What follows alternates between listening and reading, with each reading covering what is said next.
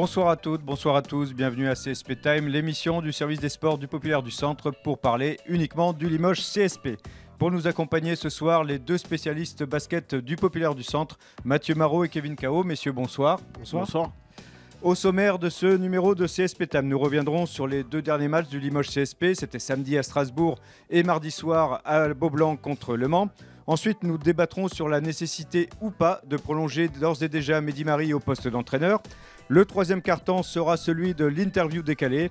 Et enfin, dans le dernier quart-temps, entre bilan et perspective, avant la mini-trêve à cause de la Leaders Cup et des fenêtres internationales, CSP Time, saison 3, épisode 10, c'est parti.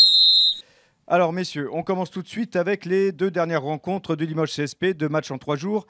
Première chose qu'on pourrait dire, on va enfoncer une porte ouverte, mais quand on prend pratiquement 2 fois moins de points contre Le Mans que ce qu'on a pris à Strasbourg, forcément la victoire c'est plus facile. Bah oui, c'est ce qu'a dit Mehdi Mari à la fin du match contre Le Mans. Quand tu prends 55 points au basket à ce niveau, c'est sûr que tu as plus de chances de gagner les matchs. Quand tu en prends 95 à la fin du terrain réglementaire à Strasbourg, c'est plus compliqué. Ouais. Maintenant qu'on a dit ça, c'est simple, hein, il suffit de voir les chiffres. Le CSP, ils ont pas du tout joué avec le même visage défensif que ce soit à Strasbourg ou au Mans. Ils ont bien réglé la mire et ça a été 2 matchs totalement différents pour 2 résultats totalement différents.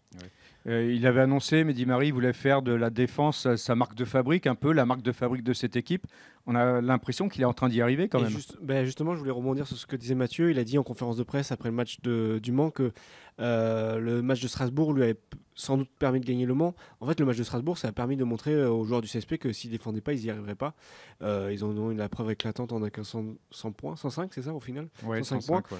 Et quelques jours plus tard, ils sont mis à défendre et ils ont gagné. Et en fait, oui, pour te répondre directement, c'est la patte de Mehdi Mari qui se met en place. Ces joueurs se sont oubliés, on peut dire, à Strasbourg, et ils ont mis la patte qu'ils voulaient imprégner mardi face au Mans. Et le CSP a pris un match qui était important dans la course au play-off. Ça a été quand même assez impressionnant. Le premier quart d'heure, Le Mans, il passait misérablement la ligne médiane et quand il déclenchait un système, il restait moins de 10 secondes. Le premier quart d'heure et puis la fin du match aussi. Hein. Ouais. Il y a eu juste un passage à 8 au cœur du deuxième carton où le CSP prend un 12-0. Sinon, si tu mets ça de côté, ça a été une très très grosse défense. Ils ont encaissé moins de 20 points lors de chacun des cartons. Certains cartons, le premier carton, Le Mans limité à 10 points. Dernier carton à 11 points. Ouais, une défense impressionnante. De toute façon, on le savait avec Ludovic Beyhurst, mais pas seulement. Demarcus Nelson encore, et lui dans ce registre il n'est pas encore au top, ça laisse présager de belles choses pour la suite. Les Limoges, ils ont vraiment très très bien défendu, et puis je suis d'accord avec Mehdi Mari. Je pense que la défaite à Strasbourg, dans les conditions dans lesquelles elle a été enregistrée,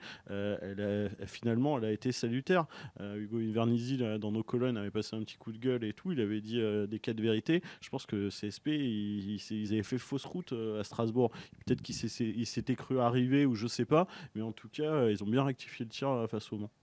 Petit point sur les individualités. On a retrouvé Brian Conklin, on n'avait pas perdu complètement, mais c'est vrai qu'on l'avait évoqué un petit coup de moins bien depuis quelques semaines. Un peu moins de temps de jeu aussi. Là, en tout cas, contre Le Mans, il fait un gros match. Oui, si je me souviens bien, lors de la dernière émission, on parlait de son temps de jeu qui était un peu moins important que lors des derniers matchs.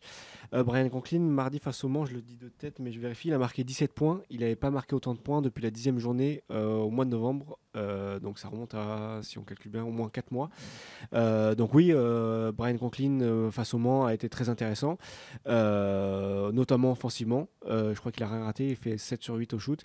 Et oui, un Brian Conklin comme ça, il a été très précieux pour le Limoges CSP. Et je crois que la stat intéressante sur Brian Conklin, c'est qu'il termine avec un plus-moins de 25.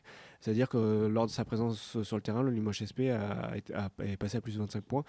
Donc voilà, il a fait un gros passage très intéressant. Sans oublier qu'on parlait avec Mathieu la dernière fois de cette concurrence avec Boutsile. Boutsile, on ne l'oublie pas quand même, il a joué une vingtaine de minutes. Il a été aussi impactant lors de son passage. Un qu'on a toujours perdu, c'est Vicente Ford. À un moment, il part en contre-attaque, il part tout seul, 1 contre 5, il rate son panier. Il y a des sifflets du côté des Eagles. Il y a eu un regard de Vicente Ford. C'est un petit début de divorce là avec le joueur et le public. Je pense pas tout simplement parce que je pense que sa grande chance à Vicente Ford, c'est que le CSP gagne. Si CSP perdait, ça pourrait être vraiment, ça deviendrait compliqué, je pense. Maintenant, je pense pas qu'ils mettent de mauvaise volonté en plus. C'est tout simplement, ils n'y arrivent pas. Puis ils n'y arrivent pas en défense, mais ils n'y arrivent pas non plus en attaque. La seule chose qui fait de bien en attaque mardi soir, c'est ce panier à 3 points qui te permet de prendre le point d'avérage pour la première fois du match dans la dernière minute. Sinon, si tu mets ça de côté, il essaye, mais ouais, il n'y arrive pas, quoi. Et tant que le CSP gagne des matchs, ça va aller. Mais le jour où si le CSP se remet à perdre, je pense que là, oui, il risque d'être un peu chahuté. Dans un rôle particulier, on a vu aussi que Benoît Mbala avait de l'impact. C'est pas forcément des points, du scoring, mais bon voilà, c'est pas des rentrées neutres. Je vais continuer sur mes stats. C'est le deuxième plus-moins du Limoges SP, c'est Benoît Mbala qui termine à plus 17. Et effectivement, on l'a vu rater des lancers francs, on l'a vu rater un panier aussi. On l'a toujours dit, Benoît Mbala, c'est pas quelqu'un qui va nous mettre beaucoup de points et qui va apporter du scoring, mais tout ce qui est dureté, défense, rebond, dans son registre, il a été très intéressant face au Mans. Il a fait un très bon passage, notamment en première période dans ce registre-là. De Marcus Nelson, on va attendre quelques semaines un peu pour qu'il soit en vraie grande forme, parce que là il est un petit peu dans le dur, on sent qu'il manque de rythme. Oui, là c'est clairement pas le des Marcus Nelson, le MVP des dernières finales du championnat, on le voit défensivement et il n'y arrive pas, il avait du mal, en plus face à Brandon Taylor qui était un meneur de petite taille, c'est quand même compliqué si le mec est pas en canne, et là ça s'est vu. Maintenant je pense qu'il n'y a rien de très inquiétant, il n'a pas joué pendant un mois, on le savait, qu'il aurait du mal à trouver le rythme, il va lui falloir un petit peu de temps, il va avoir un peu moins de repos que les autres là. Et puis ça va venir, je pense. La trêve tombe plutôt pas mal pour lui. Pas mal pour lui. On n'a pas parlé d'Hugo Invernizzi, gros match aussi. Oui, Hugo Invernizzi, Nicolas Lang aussi qui fait son match. Enfin bon, voilà, à part Sandford qui est passé au travers vraiment. Marcus Gignard a eu un début de match difficile, mais après ça a été nettement mieux, quoi. Mais non, ce qui m'a plu, moi, c'est que Hugo Invernizzi, il a eu des ballons. On a parlé lors des dernières émissions où depuis l'arrivée de Mehdi Mari, c'était peut-être le seul point, pas point faible, mais Hugo Invernizzi, il n'avait pas beaucoup de ballons pour se mettre en valeur. Là, il a eu les shoots face au Mans, il les a mis. Et là, quand tu as les deux, tu as à la fois un impact dessous par Conklin ou Boutielé et Invernizzi un peu plus extérieur. Ça devient compliqué à défendre sur le CSP. En tout cas, c'était une belle soirée puisque Limoges reprend le point avérage et 8e, donc en position de play-off. On va y arriver. Donc, c'était la bonne soirée là pour le Limoges CSP avec un match référence.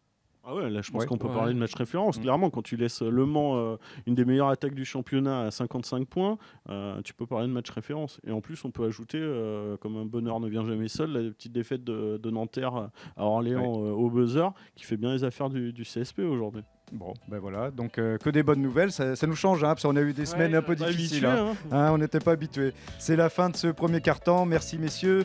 Retrouvez ce carton sur notre site internet lepopulaire.fr, sur nos pages Facebook. N'hésitez pas à commenter, partager, rendez-vous demain pour le deuxième carton, salut. Salut.